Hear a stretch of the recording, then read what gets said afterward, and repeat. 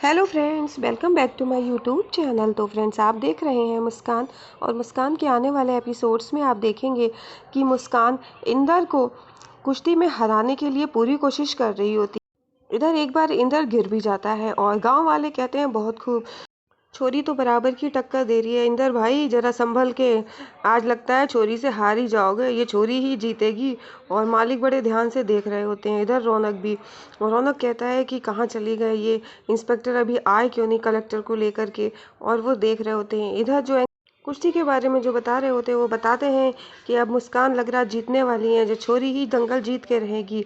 और इधर जो अम्मा जी होती हैं वो कहती हैं मालिक से कि हम मने तो लगता है कि ये छोरी ही जीत जाएगी, फिर क्या होगा और फिर इंदर की बेइज्जती हो जाएगी। इधर आप देखेंगे कि हनुमंत है, मुद्दा घर के पास पहुंच जाता है, वहां से भैया जी को कॉल करता है। फिर रौनक कहता है कि तुम देख लो।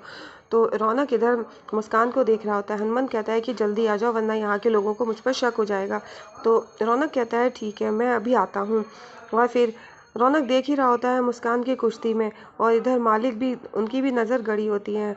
रौनक भी मुस्कान को ही देख रहा था। इतने में उसको सायरन की आवाज़ सुनाई देती है। वो समझ जाता है कि अब कलेक्टर सर आ रही हैं और फिर वो वहाँ से चला जाता है। इधर सायरन की आवाज़ सुनकर मालिक चौंक जाते हैं और फिर उनकी कलेक्टर सर की गाड़ी आ जाती है। फिर मालिक कहते हैं कि आइए कलेक्टर सर, आइए आप भी कुश्ती का मज़ा लीजिए, आइए यहाँ बैठिए, कुश्ती के लुत्फ़ उठाइए। इंस्पेक्टर और कलेक्टर सर वहाँ पर आ जाते हैं। जब कुश्ती देखते हैं तो कुश्ती वहाँ पर दो आदमियों के बीच में हो रही होती है। तो वो कहती हैं कि यहाँ तो कुछ और ही चल रहा है, हमको खबर मिली थी कि मुस्कान किसी आदमी के साथ कुश्ती कर रही है। तो वो कहते हैं अरे ये तो गांव वाले हैं, जब से बहुत छोरी हमारे गांव में आई है तब से कोई कुछ ना कुछ कहता ही रहता है। और फिर जब कलेक्टर सर वो कुश्ती देखती हैं और फिर उसके बाद वो देखती शायद किसी ने हमें गलत इन्फॉर्मेशन दे दी है। और फिर वो इंस्पेक्टर से कह करके वहाँ से जाने के लिए कहती हैं। इधर मालिक खड़े होते हैं और फिर कलेक्टर साहब पूछती मुस्कान कहाँ है। और इधर आप देखेंगे मुर्दा घर में रौनक और हनुमंत पहुंच जाते हैं मास्क लगा करके। मुर्दा घर में जो वहाँ की देखभाल करता है वो कहता है मास्क हटाओ। तो रौनक और हनुमंत मास्क नहीं हटाते। वो कहते हैं यहाँ पर इतनी सारी बीमारियाँ होती हैं, अब मास्क नहीं हटा सकते। फिर किसी की डेड बॉडी के लिए वो ले जाता है और एक डेड बॉडी है जिसकी उम्र 25 साल है, उसको दिखाता है। और वो ये कहता है कि हमने इनके घर वालों को बहुत कांटेक्ट करने की कोशिश की पर कोई नहीं आया यहाँ पर। और फिर रौनक उसको देखकर भाई कह के रोने लगता है। और फिर वो कहता है कि अच्छा, अब थोड़ी सी इंक्वायरी और है वो कर लीजिए, उसके बाद आप ये बॉडी ले जा सकते हैं और फिर मैं एम्बुलेंस दे देता हूँ। तो फिर वो कहता है कि नहीं, हमें एम्बुलेंस की ज़रूरत नहीं, हमारे पास गाड़ी है, हमने व्यवस्था कर ली। इधर कलेक्टर से मुस्कान की पूछती हैं तो मुस्कान के लिए कोई नहीं बताता। और फिर उसके बाद वो वहाँ से चली जाती हैं। फिर मालिक कहते हैं ले आओ उनको। और फिर मुस्कान और इंदर को वापस ले आया जाता है और उनकी कुश्ती फिर शुरू हो जाती है। मालिक कहते हैं ये आखिरी राउंड है, ये 1 मिनट का टाइम दिया जाता है, जो जिसको पछाड़ देगा वही जीतेगा। अगर इधर मुस्कान पूरी कोशिश करती है, ज़मीन से मिट्टी उठा लेती है और वो इंदर की आंखों में डाल देती है। वो ये कहता है ये गलत है, लेकिन मुस्कान कहती है प्यार और जंग में सब जायज़ है, वो अपने रौनक के लिए कुछ भी करेगी। और फिर वो टांग लगा करके इंदर को गिराने की कोशिश करती है। इधर आप देखेंगे कि इंदर को कुछ दिखाई नहीं दे रहा होता है। मालिक देखते हैं कि मुस्कान जीत रही है और मुस्कान इंदर को पकड़ के हाथ पैर लगा करके उसको ज़मीन पर गिरा देती है और फिर इंदर वहाँ पर से उठ नहीं पाता है और मुस्कान जीत जाती है। सभी लोग ये सब देख रहे होते हैं। कुलदीप भी खड़ा होता है, चमकी तो खड़े होकर जोर से चिल्लाने लगती है। इधर फिर मालिक देखते हैं मुस्कान जीत गई। तुरंत मालिक फ़ोन करते हैं, पता चलता है कि रौनक की डेड बॉडी मिल गई है। तो मालिक इस बात से खुश होते हैं। तो फिर मुस्कान और चमकी आ जाते हैं। मुस्कान कहती है कि हमने ये कुश्ती जीत ली है, शर्त के मुताबिक अब मुझे मेरी आज़ादी दे दीजिए। और वो आज़ादी के लिए कहती है। तो मालिक कहते हैं ठीक है, जा छोरी, हमने तेरी आज़ादी तुझे दे दी है। और चमकी और मुस्कान अपनी आज़ादी को पाकर बड़े खुश होते हैं, लेकिन वो कहते हैं कि हमने तुम्हारे रौनक जी को यहीं पर बुलवा दिया है, हमने तुम्हारे बारे में सोच करके उनको यहीं बुला लिया है। फिर वो देखो आ रही है, गाड़ी एक आ रही होती है। मुस्कान देखती है और मुस्कान की नज़र भी उस गाड़ी पर होती है। सभी लोग वो गाड़ी देख रहे होते हैं। फिर जैसे ही गाड़ी का दरवाज़ा खुलता है और और गाड़ी के अंदर से एक डेड बॉडी को बाहर निकाल कर डाल दिया जाता है। मुस्कान एकदम से डर जाती है, चौंक जाती, चिल्लाने लगती है। और फिर आप देखेंगे फिर सामने से रौनक आता है। मुस्कान देखती है रौनक की तरफ और फिर उस डेड बॉडी को देखती है। उसे समझ में नहीं आता है, वो एकदम चुप हो जाती है। सभी लोग देख रहे होते हैं और फिर मालिक भी देख रहे होते हैं। मुस्कान की नज़र रौनक पर होती है, लेकिन वो कुछ नहीं बोलती, चुपचाप वो दोनों लोग खड़े होते हैं। फिर मुस्कान की नज़र पड़ती है डेड बॉडी पर। डेड बॉडी के जो गले में लॉकेट पड़ा होता है वो रौनक का होता है। फिर वो समझ जाती है रौनक जी ने ही ये डेड बॉडी लाए हैं यहाँ पर, अपना लॉकेट डाल दिया। और फिर रौनक मन में सोचता है मुस्कान मुझे देखकर मेरे पास नहीं आना वरना सब खराब हो जाएगा।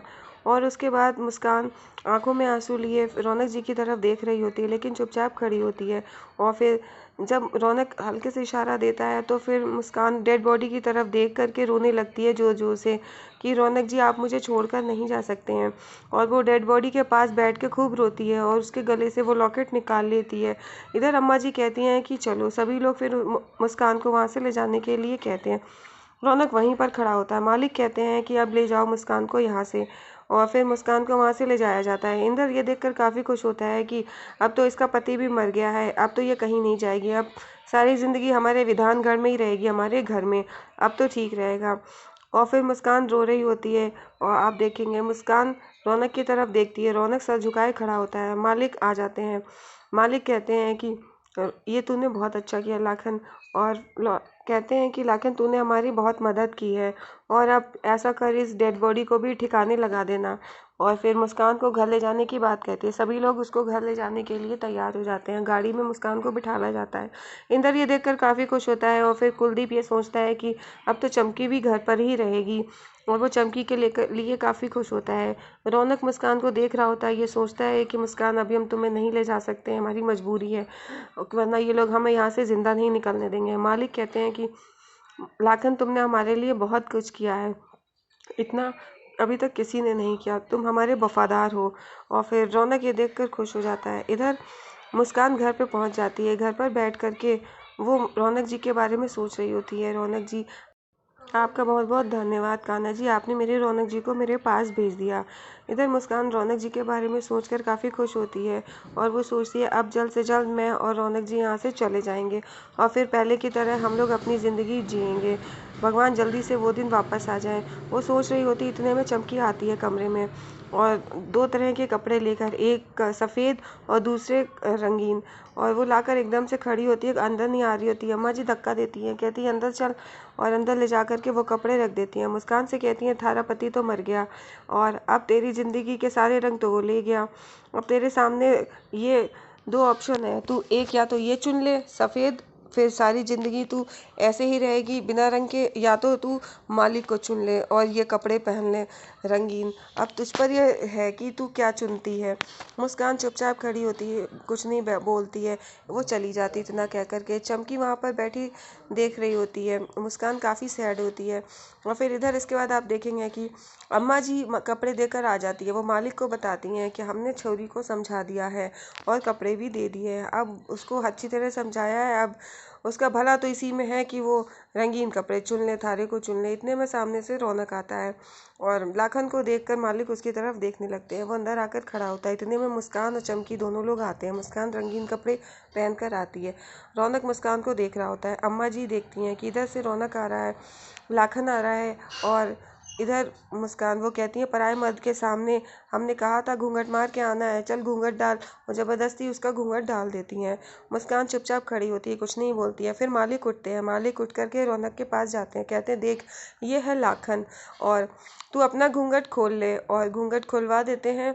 और फिर कहते हैं देख मुस्कान ये है लाखन, इसने रौनक को ढूंढने में हमारी बहुत मदद की है, तू देख ले इसको अच्छे से। और इधर अम्मा जी कहती हैं कि पराए मर्द के सामने घूंघट नहीं खुलवाते हैं, ये क्या कर रहे हो मालिक, ऐसा क्यों। फिर मुस्कान रौनक की तरफ देखती है और उसको देख के रह जाती है। मालिक देखने के लिए कहते हैं। लाखन चुपचाप खड़ा होता है, कुछ नहीं बोलता है।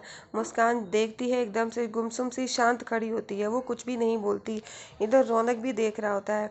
मालिक रौनक के कंधे पे हाथ रखते हैं, उधर रौनक शांत खड़ा